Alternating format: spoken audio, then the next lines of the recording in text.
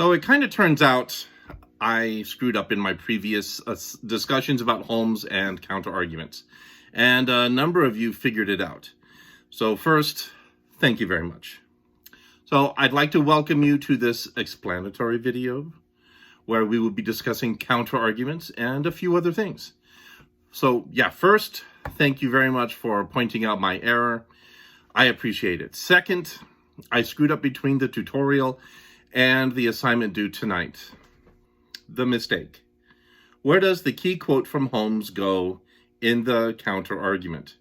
I contradicted myself about where does the key quote go in the double quote paragraph in the counter-argument portion of the outline and eventually in your final essay. So Alina A in the 11 a.m. class was the first to spot it, and then I got dogpiled by a bunch of other folks who are now confused about how this works. I hope you also use logic to see that where the key Hmmms quote goes doesn't really matter, except it kind of does. Double quote paragraphs happen a lot in academic writing. You know how to write them. Double quote paragraphs do the following two things. One, they show where two pieces of evidence are doing the same thing, and two, they show where two pieces of evidence are contradicting each other. Basically, double quote paragraphs draw parallels or they show binary opposites. Skilled academic writers will use double quote paragraphs deliberately and strategically when they are working with different authors who are either doing the same thing or are doing radically different things. This is something you will need to learn to do well. The counter-argument is the final linchpin of your essay where you show a gap in your argument, or you show what your argument is not doing, recognizing and honoring the arguments running opposite to your argument, illustrating that you understand them. In this video, we will be discussing counter-arguments, where to place the key quote from Hmmms, why you place this key Hmmms quote the way you would. We will then review conclusions and a few small points I'm worried folks are a little confused about. And last, we will briefly go over the next two assignments. Nothing in this video should be confusing since the final essay is a culmination of everything you learned so far this semester, and last semester for that matter. I've asked you to write a double quote paragraph in the past. The earlier point was for you to show where either Cohen or Das were doing much the same thing that Coates was doing. In the Cohen or Das essay, you were required to show how either Cohen or Das were using the same rhetorical strategies that Coates was. Basically, how they used pathos or ethos or logos in the same manner, and the key place to show this was in the double quote paragraph in the narratio. Most of you did an okay job at this. This is a new skill I was teaching indirectly because I was hoping you would discover it on your own. This is the best type of learning. In the final essay, I am being a bit more direct. I am directly showing you what I expect this time around. There are a number of reasons for this, but mostly I decided you did not need the stress of not knowing what the heck you are supposed to be doing right now. In the double quote paragraph, I am requiring you to write right now. I want you to create a binary opposite in the counter argument. You need to show how research directly opposes Hmmms' most important quote. To make things easier, I asked you in the assignment description to put Hmmms' quote first in your binary opposition, but then I screwed things up. There are loads of reasons to screw up, but I made one of the biggest classics for a student. I was up late at night working on homework when I should do certain types of homework when I am more awake. You remember that video? I was up at 2 o'clock filming that stupid thing. These things happen. I think I once told you the prime reason for plagiarism was running out of time. This reason is also true for screwing up writing assignments. Late at night when mistakes sneak into homework, it's like when you're doing differential equations at 3 a.m. and you switch a sign by mistake, and derive the wrong answer and fail that homework assignment. Except the mistake I made wasn't really that bad. The question comes down to where to place the most important quote in a binary opposition. First, you have to decide which quote is the most important. Do you think Holmes is right or is she wrong? If you think she is wrong, then you need to put her quote first. And if you think she is right, you need to put her quote second. That's it. Sometimes when you're writing an academic essay, you want to show agreement or disagreement, but you know you are not supposed to. It's kind of rude to be that direct in academic writing, but there are ways to do so, and this is one of them. Once you put the quote you agree with the most in your counter-argument second, you then have to write your conclusion in the next paragraph. In any argument, always put what you agree with the most last. The steps to do a double quote paragraph look like this. Topic sentence, followed by the context sentence. This is where you provide a little context to your first quote, and then use a phrase like, on the other hand, Holmes or another author you researched thinks that. Then your first quote, analysis sentence, pivot sentence. This is where you say something like, however, Holmes or another author you researched disagrees, ... Context sentence, second quote, the quote you agree with the most, analysis sentence, interpretation where you compare the two quotes together in one or two sentences, tie both quotes back to the main topic of the paragraph in one or two sentences, and transition to the conclusion. By putting your preferred quote second, you are showing what you agree with the most, and then you spend 3 or 4 sentences proving this point, finishing off this micro-argument with a transition to the conclusion. The reason for this is so you can use pathos in the conclusion to make your final point. Pathos is a great way to finish off an argument. Up to now in your essays, you as a writer have been using mostly ethos and logos, but not pathos. In the review of literature and the mapping, you are supposed to show your ethos in your argument. Basically, you are creating an ethics-based argument showing your paper's ethic. In the support paragraphs, you are supposed to use logos or logic to prove the ethics-based argument you made in the first 5 paragraphs of the essay. The counter-argument then exposes a weakness in the argument. Last, in the conclusion, you then get to argue using pathos about what you truly believe, show why it is important, and then where further scholarship should be conducted. So I recognize that many of you want me to stop vacillating. You want a firm answer. Does Holmes come first or second? Stop being a weirdo, old man. Yep, I get it. Imagine loads of evil laughter at this point. College is supposed to be the place where you get all the answers fed to you with a spoon, and where the idea of self-discovery and being an independent scholar is only for the morons who go to grad school, right? Or they learn these skills in the real world, whatever that is. I do recognize that it would be nice to simply know the answer, but that's not how it is. Ultimately, the answer for where you put the key, most important, and absolutely most vitally vital Holmes quote is up to you. Yes, I screwed up. But it was to your advantage. You get to show how brilliant you are by showing strategically how you think Holmes is wrong or right without being obscenely overt. That's it. This is still an academic paper, and you still cannot say you agree or disagree or used any biased language.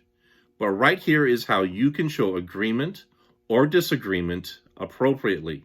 You choose. I will not be taking any points away from you if you put Holmes first or second. But make sure you know exactly why you are doing what you are doing.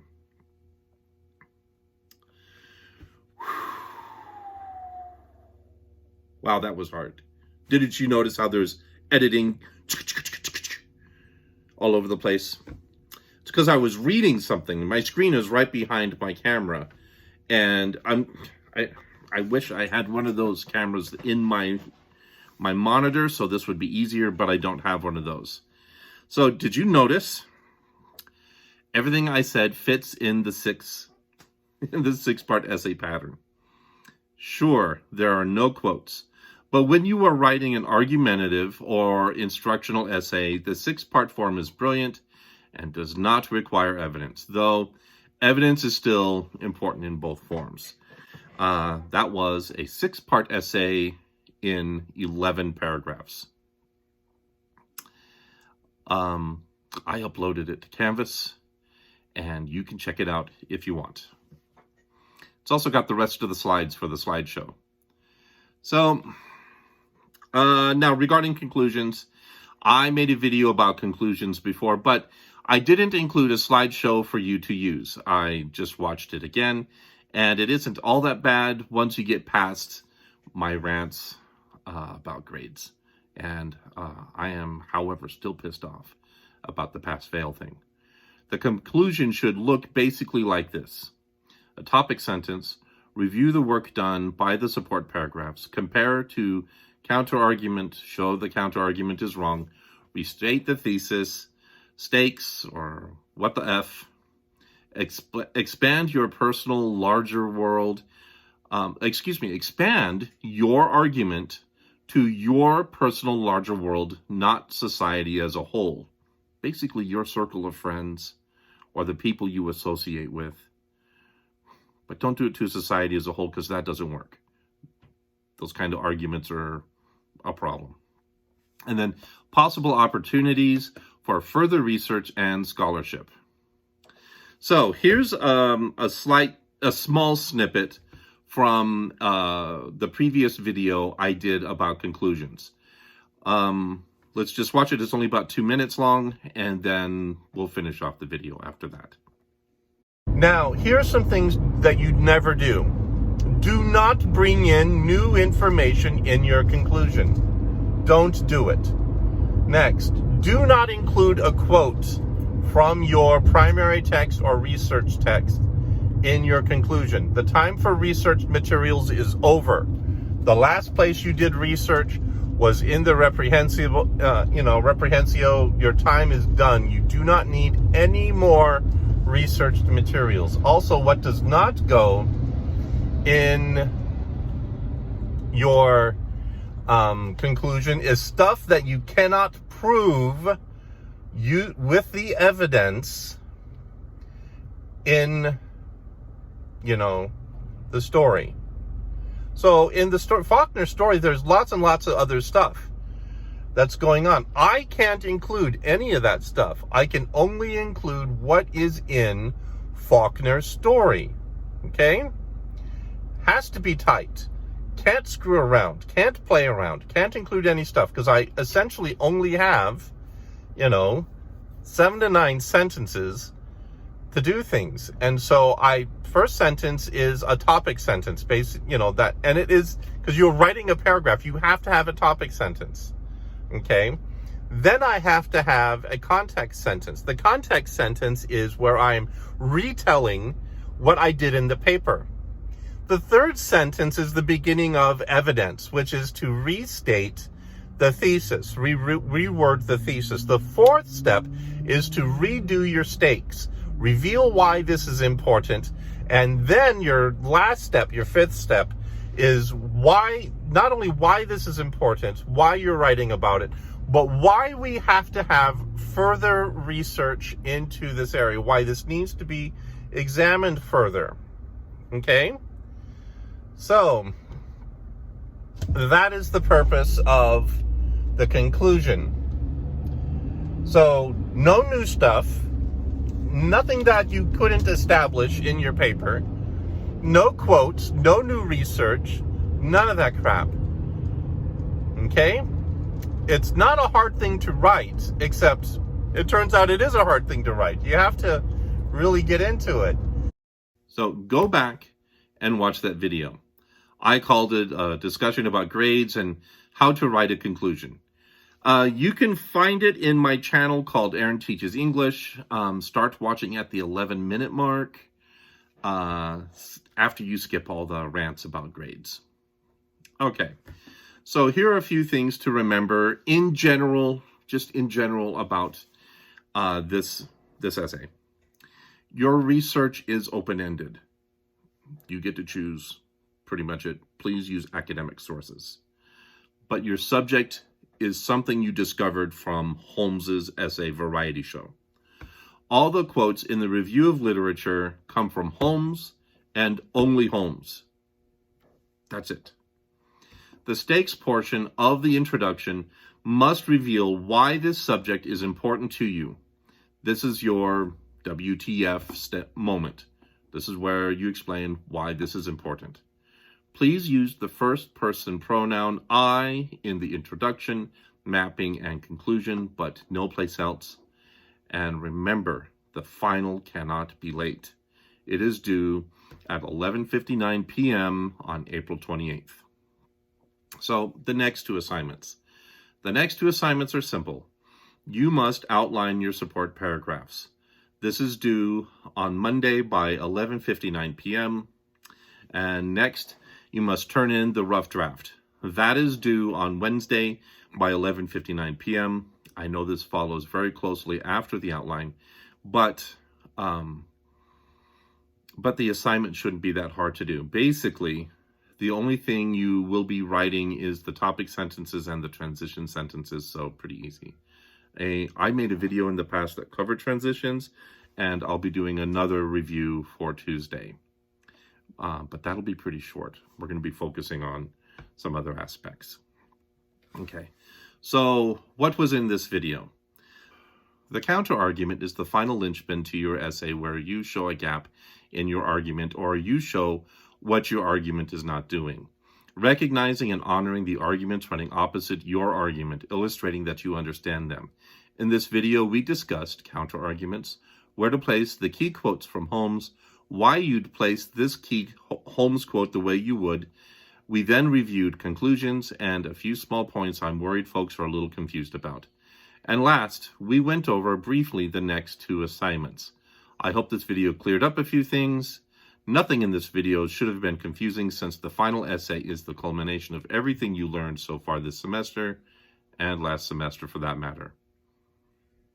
Yeah, that's a repetition of the mapping paragraph I had before. Like I said, the first chunk of this video is an essay I wrote basically in response to Alina. She's pretty amazing. She asked a very key question. I'm glad she was paying attention. That's awesome. So thank you, Alina. You're a brilliant student. Actually, all of you guys are, even if some of you aren't getting the grades I think you deserve.